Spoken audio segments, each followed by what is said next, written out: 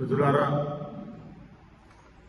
పవిత్రమైన భారతదేశంలో రాజ్యాంగాన్ని కట్టుబడి జాతీయ భావాలకు, జాతీయ సమైక్యతకు, దేశ శాంతికి కష్టపడిన, శ్రమించిన వారిని, వారి యొక్క జీవిత చరిత్రను స్మరించడం ప్రతి ఇండియన్ బాధ్యత. కాబట్టి ఆ మార్గంలో మిత్రులారా,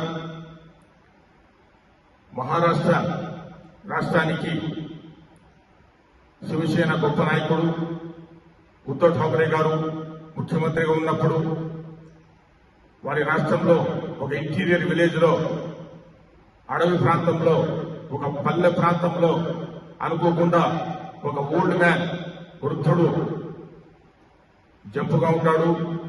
వయస్సు పెద్దగానే ఉంది. కారు అనుకోకుండా అడవి ప్రాంతంలో ఇంటీరియర్ విలేజ్ కు చేరుకోవడం జరిగింది.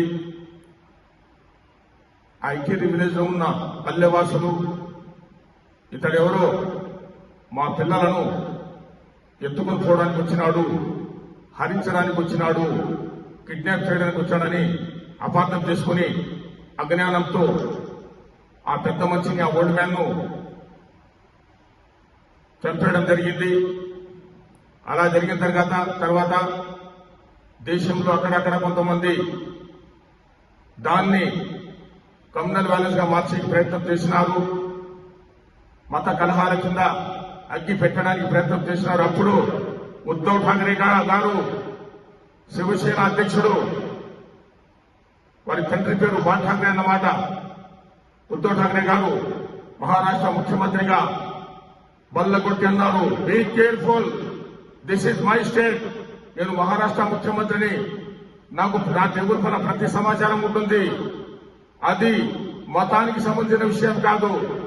కమ్యూనల్ వ్యాలెన్స్ మనం ఇన్వెస్ట్ చేయాల్సిన అవసరమే లేదు. అనుకోకుండా చిన్న పిల్లలను ఎత్తుకుని పోయే ఒక ఓల్డ్ మ్యాన్ మా గ్రామానికి వచ్చినాడు, ఎత్తుకుని పోతాడనే భయంతో, అభద్రతా భావాలతో పల్లెవాసులు ఆ వ్యక్తిని చంపేయడం జరిగింది. ఇది కమ్యూనల్ కాదు, అనుకోకుండా జరిగిన విషయం. భద్రం, ఎవరైనా కమ్యూనల్ వ్యాలెన్స్ కి రాంగ్ స్టెప్ వేస్తే తాట తీస్తానని బల్లగొట్టి చెప్పిన మహా వ్యక్తి, దేశభక్తుడు, గొప్ప నాయకుడు, గొప్ప ముఖ్యమంత్రి, శివసేన అధ్యక్షుడు ఉద్దవ్ ఠాక్రే గారు. కాబట్టి శివసేనకు, శివసేన పార్టీకి, శివసేన అధ్యక్షుడు ఉద్దవ్ ఠాక్రే గారికి మొత్తం భారతదేశం సలాం సమర్పిస్తున్నది. ఎమర్జెన్సీ కండిషన్స్ లో దేశాన్ని, సమాజాన్ని, శాంతిని, జాతీయ సమైక్యతను కాపాడిన వారే గొప్ప నాయకుడు. మరోసారి శివసేన పార్టీకి, శివసేన అధ్యక్షుడు, మహారాష్ట్ర అప్పటి ముఖ్యమంత్రి ఉద్దవ్ ఠాక్రే గారికి ధన్యవాదాలు తెలుపుకుంటూ, बहुत बहुत शुक्रिया, थैंक यू वेरी मच, जय भारत।